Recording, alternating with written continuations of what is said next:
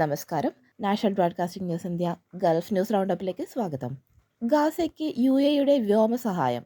ജോർദാനുമായി സഹകരിച്ച് UAE Gaza മുനമ്പിലേക്ക് വ്യോമമാർഗം അവശ്യ സാധനങ്ങൾ എത്തിക്കുന്ന ബേർഡ്സ് ഓഫ് ഗുഡ്നസ് ദൗത്യം തുടരുന്നു.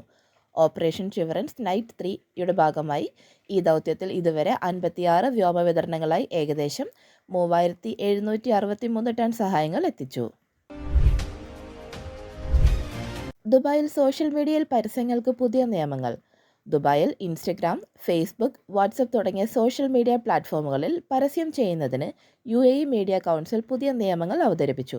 ഡിജിറ്റൽ പരസ്യ മേഖലയിൽ സുതാര്യതയും പ്രൊഫഷണലിസവും ഉപഭോക്തൃ സംരക്ഷണവും ഉറപ്പാക്കുക എന്നതാണ് ഈ മാറ്റങ്ങളുടെ പ്രധാന ലക്ഷ്യം. അലൈൻ മൃഗശാലയിൽ അന്താരാഷ്ട്ര കടുവ ദിനാഘോഷം.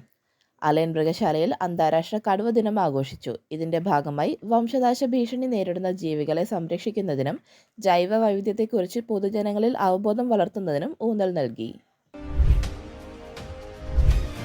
ദുബായിൽ തായ് ഈന്തപ്പഴ കർഷകർക്ക് ഗോൾഡൻ വിസ.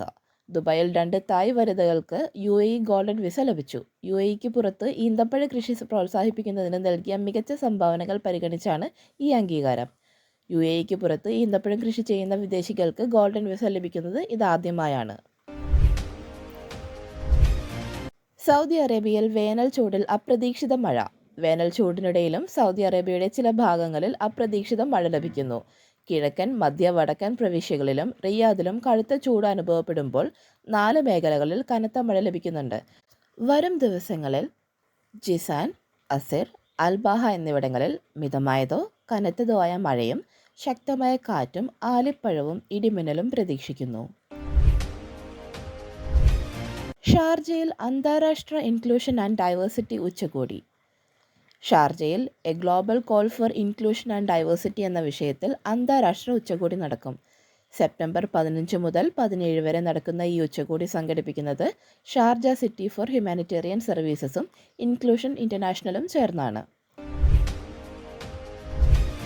ഒമാനിലെ താപനില വർദ്ധിക്കാൻ സാധ്യത. ജാഗ്രതാ നിർദ്ദേശം.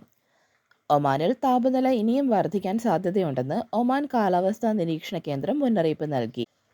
നാളെ മുതൽ താപനിലയിൽ കാര്യമായ വർധനവ് പ്രതീക്ഷിക്കുന്നു. ഒമാൻ കടൽ തീരത്തുള്ള ഗവർണറേറ്റുകളിലാണ് ഏറ്റവും കൂടുതൽ ചൂട് കൂടാൻ സാധ്യത. കുവൈറ്റിൽ 4 ടൺ കാലഹരണപ്പെട്ട ഭക്ഷ്യവസ്തുക്കൾ പിടിച്ചെടുത്തു. കുവൈറ്റിൽ ഭക്ഷ്യസുരക്ഷാ ചട്ടലംഘനങ്ങൾ കണ്ടെത്തുന്നതിനുള്ള പരിശോധനയിൽ 4 ടൺ കാലഹരണപ്പെട്ട ഭക്ഷ്യവസ്തുക്കൾ അധികൃതർ പിടിച്ചെടുത്തു. ഉപഭോക്താക്കളെ തെറ്റിദ്ധരിപ്പിക്കുന്നതിനായി വിവിധ ഭക്ഷ്യവസ്തുക്കളുടെ കാലഹരണ തീയതികൾ മനഃപൂർവ്വം തിരുത്തിയതായി അന്വേഷണത്തിൽ കണ്ടെത്തി. സൗദി അറേബ്യയിൽ ബാഗേജ് ട്രാക്കിംഗ് സംവിധാനം. സൗദി അറേബ്യയുടെ ദേശീയ വിമാന കമ്പനിയായ സൗദിയ ആപ്പിളുമായി സഹകരിച്ച് പുതിയ ബാഗേജ് ട്രാക്കിംഗ് സംവിധാനം ആരംഭിച്ചു. ആപ്പിളിൻ്റെ ഫൈൻഡ് മൈ ആപ്പ് ഉപയോഗിച്ച് യാത്രക്കാർക്ക് എയർ ടാഗുകളോ ഫൈൻഡ് മൈ ഉപകരണങ്ങളോ ഉപയോഗിച്ച് തങ്ങളുടെ ബാഗേജുകൾ ട്രാക്ക് ചെയ്യാൻ സാധിക്കും.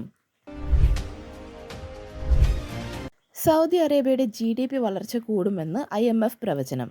ഇന്റർനാഷണൽ മോണിറ്ററി ഫണ്ട് സൗദി അറേബ്യയുടെ മൊത്ത ആഭ്യന്തര ഉത്പാദന വളർച്ചയിൽ വർധനവ് പ്രവചിച്ചു.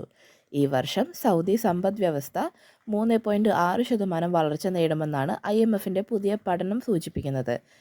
വിഷൻ 2030ൻ്റെ ഭാഗമായുള്ള സുസ്ഥിര സാമ്പത്തിക പരിഷ്കാരങ്ങൾ, എണ്ണ ഉത്പാദനത്തിലെ വീണ്ടെടുക്കൽ, ടൂറിസം, ലോജിസ്റ്റിക്സ് തുടങ്ങിയ എണ്ണ ഇതര മേഖലകളുടെ തുടർച്ചയായ വികാസം എന്നിവയാണ് ഈ വളർച്ചയ്ക്ക് കാരണം.